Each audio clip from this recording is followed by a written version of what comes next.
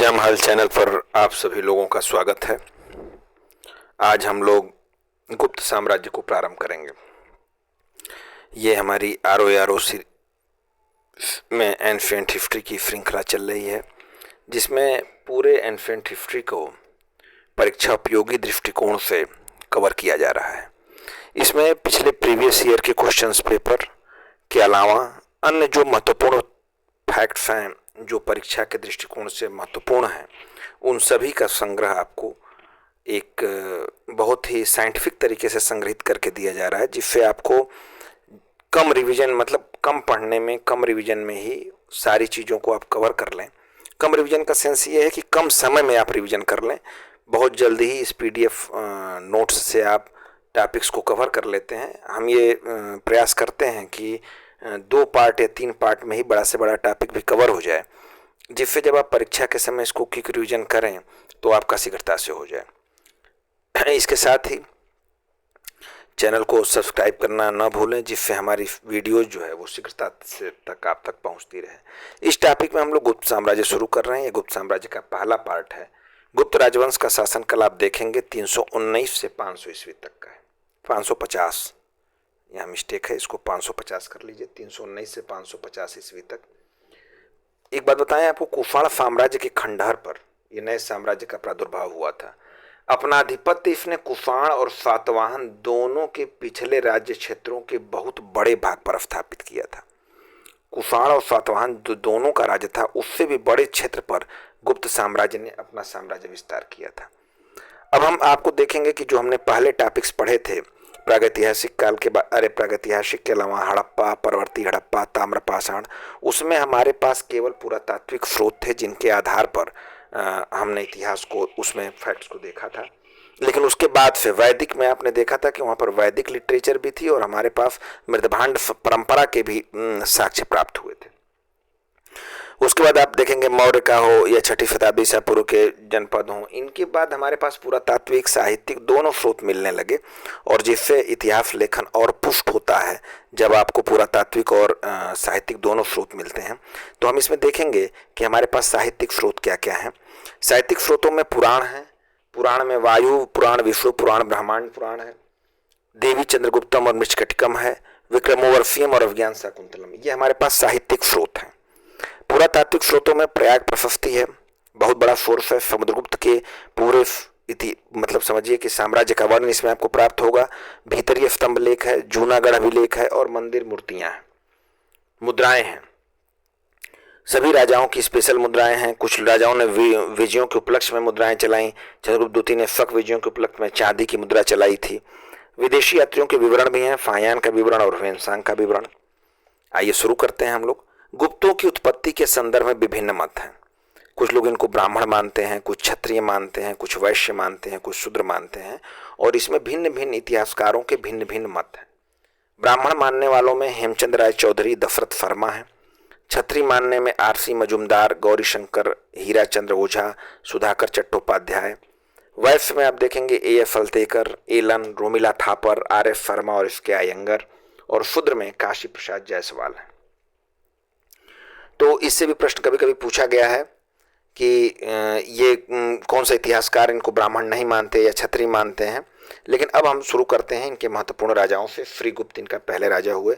गुप्त वंश के लेखों में इसको पहला शासक माना गया है, लेकिन अपवाद स्वरूप प्रभावती गुप्ता का जो पूना ताम्रपत्र है और स्कंद गुप्त का सूपिया लेख, इसमें प्रथम शासक घटोत्कच को माना गया है।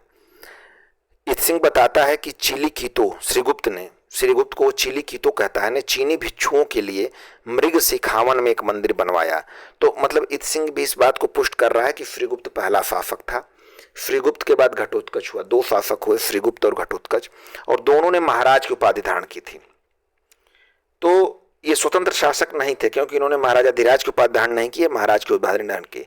अब आइए चंद्रगुप्त प्रथम, जिसके बारे में हम इसको पहला गुप्त शासक मानते हैं, जिसने महाराजाधिराज की उपाधि धारण की। 319 से 335 ईस्वी इनका शासनकाल था। इसने 319 ईस्वी में गुप्त संवत चलाया, जिसका सर्वप्रथम प्रयोग चंद्रगुप्त द्वितीय के मथुरा अभिलेख में हुआ है। वायु पुराण में आप देखेंगे तो चंद्रगुप्त प्रथम का साम्राज्य विस्तार पूर्व में मगध से लेकर पश्चिम में प्रयाग तक विस्तृत था, जिसमें साकेत भी शामिल था।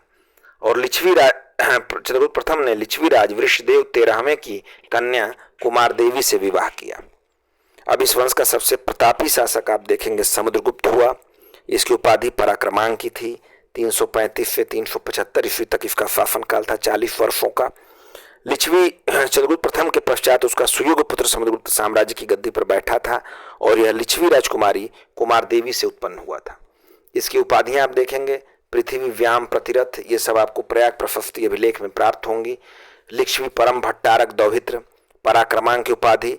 ये प्रयोग, इसका स्रोत जो हमारा है वो प्रयाग स्तंभ लेख है, हरिफेन द्वारा रचित चंपू शैली में। विंसेंट स्मिथ इसको भारत का नेपोलियन उन्होंने कहा है। समुद्रगुप्त का एक नाम चंद्र प्रकाश भी मिलता है, यह वामन के काम्य अलंकार सूत्र में मिलता है। अब इसके हम युद्ध और विजयों को देखेंगे। उसके प्रमुख विजयों को देखेंगे तो आर्यावर्त के युद्ध हुए। आर्यावर्त के 2 युद्ध हुए थे, पहला युद्ध और द्वितीय युद्ध। दक्षिणापथ का युद्ध हुआ था, आठविक राज्यों की विजय हुई थी, सीमावर्ती राज्यों की विजय हुई थी और विदेशी शक्तियों के साथ भी था। तो आर्यावर्त के 2 युद्धों में देखें, प्रथम युद्ध में इसने 3 शासकों को हराया था, अच्युत, नागसेन और कोतकुलज। और द्वितीय युद्ध में इसने 9 राजाओं को हराया। 9 राजाओं में रुद्रदेव थे, मत्तिल थे, नागदत्त, चंद्रवर्मा, गणपति नाग, नागसेन, अच्युत, नंदी और बलवर्मा। इनसे प्रश्न नहीं पूछा गया है, लेकिन ये हमने आपको जानकारी के लिए बता दिया, जिससे थोड़ा सा समुद्रगुप्त के बारे में आपको विशिष्ट जानकारी रहे। और इससे प्रश्न नहीं पूछा गया, तो इसलिए इस पर आपको ज़्यादा ऊर्जा नहीं लगानी है इसको याद करने में। बस आपको याद रखना है कि उसने 2 विजय की थी, आठविक राज्यों की विजय की थी। यूपी के गाजीपुर से एमपी के जबलपुर तक ये फैले हुए हैं। इसके बाद उसने दक्षिण के 12 राज्यों की विजय की और प्रशस्ति की 19वीं और 20वीं पंक्ति में इसका उल्लेख किया गया है। 12 राज्यों में महेंद्र थे, व्याघ्रराज थे, महेंद्रगिरी, स्वामी दत्त, दमन, विष्णुगोप, नीलराज, कुबेर, धनंजय, इस तरह के थे। वहाँ कुशस्थलपुर के, कांची के, कोट्टूर के, पिष्टपुर के, कौराल के। और समुद्रगुप्त की नीतियां जो थी वो 5 प्रकार की थी इन युद्धों में। राज्य प्रश्नोद्धरण की नीति, आर्यावर्त के राज्यों के लिए अर्थात पूर्णतया उखाड़ फेंकना एवं विलय करना। राज्य प्रश्नोद्धरण का मतलब है कि इस राज्य प्रश्नोद्धरण नीति का मतलब था कि इसमें पूरे राज्य का विलय कर लेना। और ये काम उसने किया था आठवीं आर्यावर्त के राजाओं के साथ, जो 2 युद्ध लड़े, पहले 3 थे फिर 9 थे, उन दोनों के 12 के साथ उसने राज्य प्रश्नोद्धरण की नीति अपनाई। ग्रहण मोक्षानुग्रह उसकी दूसरी नीति थी कि दक्षिणापथ के राज्यों के प्रति, मतलब उसमें विलय नहीं करना है, मात्र कर्द बनाकर छोड़ देना है, मात्र उनको विजय करके और उनको छोड़ देना है। परिचारकीकृत की नीति थी, आठविकों के प्रति सेवक बना लेना। नीतियां देखिए 3 प्रकार की थी, राज्यों के हिसाब से, सीमा के हिसाब से उसने नीति बनाई थी। सर्वकर दानाज्ञाकरण प्राणागमनम, ये उसकी नीति थी। प्रत्यंत राज्यों के प्रति सभी प्रकार के कर देते थे, आज्ञा का पालन करते थे और प्रणाम करने राजधानी आते थे। यानी इनको अपनी अधीनता का पूरा एहसास कराया जाता था।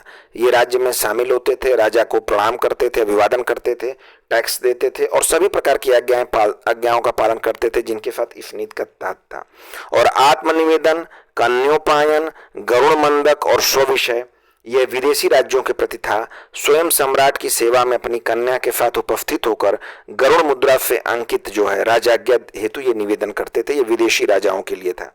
विदेशी शक्तियों के बारे में 23वीं 24वीं पंक्ति जो प्रयाग प्रशस्ति की है, उसमें आप देखेंगे कि देवपुत्र शाही, फाहन शाही, ये कुफाण थे। समुद्रगुप्त का जो समकालीन कुफाण था वो किदार था, उसका नाम किदार। उसी के लिए देवपुत्र शाहन शाही का उपयोग किया गया है। फक था, फक शासक तृतीय था उसके समय में। मुरुंड थे, पूर्वी भारत में, पूर्वोत्तर भारत में मुरुंड शासक कर रहे थे, मुरुंड का शासन था। और सिंघल तो आप जान रहे हैं समकालीन शासक मेघवर्ण था। मेघवर्ण ने समुद्रगुप्त की अनुमति से जो है बोधगया में एक विहार भी बनवाया था उसने, सिंघल ने। तो इस तरह से इनकी 5 नीतियां थी। ये बहुत महत्वपूर्ण है, पूछा गया प्रश्न है कि 5 नीतियों के बारे में बताएं। इसका साम्राज्य विस्तार आप देखेंगे तो कश्मीर को, पश्चिम पंजाब को, राजस्थान, सिंध और गुजरात को छोड़कर संपूर्ण उत्तर भारत सम्मिलित था। अब मुद्राएं मैं आपको बता रहा हूं, मुद्राएं बहुत फेमस थी। गरुड़ प्रकार की मुद्रा जो है, इसकी सर्वाधिक लोकप्रिय मुद्रा जो है गरुड़ प्रकार की थी, वो सर्वाधिक लोकप्रिय थी। धनुर्धारी प्रकार में आप देखेंगे उपाधि अप्रतिरथ की थी। परशु प्रकार में जो है उपाधि जो है कृतांत परशु की थी। वीणावादन प्रकार, व्याघ्रहनन प्रकार और अश्वमेध प्रकार के सिक्के उसने एकमात्र मुद्रा है जिस पर समुद्रगुप्त का अंकन नहीं है वो अश्वमेध प्रकार की मुद्रा पर, और शेष सभी पर उसका अंकन है। सर्वाधिक लोकप्रिय गरुड़ प्रकार की थी। प्रश्न पूछे गए हैं सिक्कों पर, इसलिए इसको एक अलग से आपको नोट्स में प्रोवाइड कराया गया है। इसके बाद शासक हुआ रामगुप्त। रामगुप्त की ऐतिहासिकता को लेकर विद्वानों में मतभेद है। हालांकि रामगुप्त से संबंधित विभिन्न साक्ष्य जो है वो प्राप्त हुए। अब देखिए साहित्य क्या क्या प्राप्त हुआ जो रामगुप्त के सपोर्ट में है। विशाखा दत्त कृत देवी चंद्रगुप्तम। देखिए यहाँ दो तरह के प्रश्न हैं, एक तो मैं आपको साक्ष्य बता रहा हूं, दूसरी जो रचनाएं हैं वो किसकी हैं।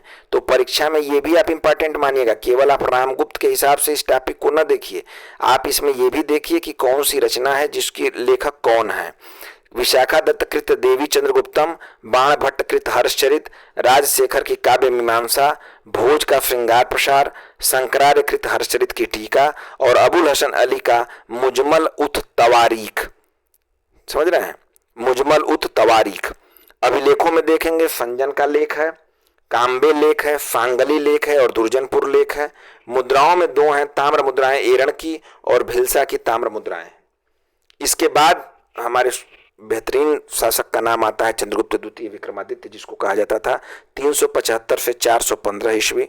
समुद्रगुप्त के पश्चात उसकी प्रधान महिषी दत्त देवी से उत्पन्न पुत्र चंद्रगुप्त द्वितीय गुप्त राजवंश का शासक बना। बहुत ही इंपॉर्टेंट टॉपिक है। मौर्य साम्राज्य के बाद आपको गुप्त साम्राज्य सबसे बेहतरीन जो है प्रश्न एग्जामिनर के लिए मतलब एक इंटरेस्टिंग टॉपिक रहता है और यहाँ से बहुत से प्रश्न बनते हैं। वैसे तो मैं जो भी टॉपिक कर रहा हूँ आपको मौर्योत्तर के बाद जो हमने संगम किया वो भी बहुत इंटरेस्टिंग टॉपिक रहा है एग्जामिनर्स का, और उसमें वो साहित्य से संबंधित राजनीति से संबंधित प्रश्न पूछे हैं। इसीलिए उस टॉपिक को हमने दो पार्टों में डिवाइड कर दिया, एक में साहित्य का डिस्कशन किया और दूसरे में वहाँ का राजनीतिक संगठन राज्यों को बताया और उनके महत्वपूर्ण शासकों को डिस्कस किया। इस नोट्स को मैं उतना ही साइंटिफिक तरीके से आपके सामने प्रस्तुत करना चाहता हूं जिससे आपको एक सीक्वेंस भी समझ में आए, इतिहास की समझ भी हो और परीक्षा में आने वाले प्रश्नों को भी आप बड़ी सहूलियत के साथ कर सकें। इस तरह से इसको हमने डिवाइड करके बनाते हैं। उपाधियां देखिए इनकी, शशांक की थी, सकारी की थी, देवराज देवगुप्त, श्री विक्रम, विक्रमादित्य, परम भागवत और राजाधिराज अर्फी की। चंद्रगुप्त विक्रमादित्य के अभिलेख देखिए, अभिलेख परीक्षा में पूछे जाते हैं। मथुरा स्तंभ लेख निर्विवाद रूप से गुप्त संवत का उल्लेख है। उदयगिरी गुहा लेख में देखेंगे, इसमें संधि विग्रह वीरशैन शैव का उल्लेख है। सांची लेख देखिए, इसमें सेनापति आम्रकारदव का ग्राम पंचायत पंचमंडली का उल्लेख है। मेरौली लौह स्तंभ लेख में संस्कृत भाषा में 3 छंदों में उत्कीर्ण लेख में चंद्र का उल्लेख हुआ है। और गढ़वा लेख है, चंद्रगुप्त का नाम नहीं है बल्कि इसकी उपाधियां दी गई हैं।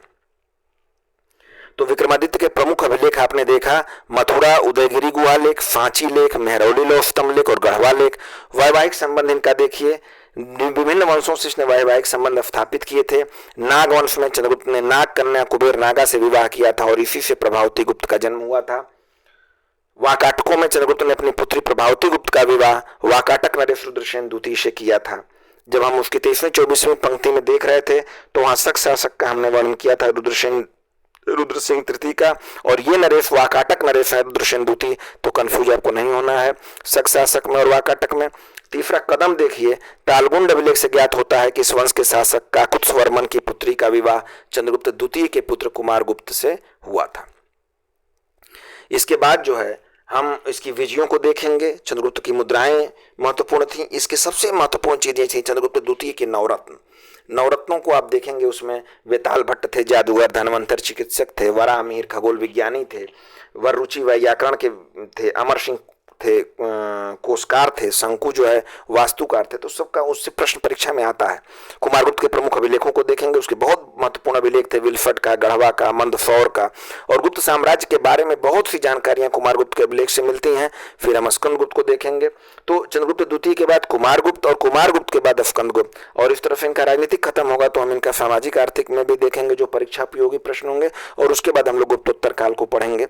और इसके बाद पूर्व मध्यकाल और दक्षिण भारत का इतिहास जब देख लेंगे तो वहाँ हमारा एंशिएंट हिस्ट्री का एक जो मतलब एक सीमा बनाई जाती है वहाँ तक हम लोग कवर कर लेंगे। तो परीक्षा के दृष्टिकोण से फॉर्म भी आ गया है और परीक्षा के दृष्टिकोण से ये हमारा बहुत ही सारगर्भित नोट्स आपके लिए होगा। चैनल को जरूर सब्सक्राइब करें। पार्ट 2 में शेष चीज़ें, विजय प्रशासन, सिक्के, नवरत्न, इनके बारे में हम पार्ट 2 में फुल डिस्कशन आपके साथ करेंगे। और तीसरे पार्ट तक हमें लगता है कि गुप्त साम्राज्य हमारा समाप्त हो जाएगा। चैनल को जरूर सब्सक्राइब करें। फिर अगले वीडियोज़ में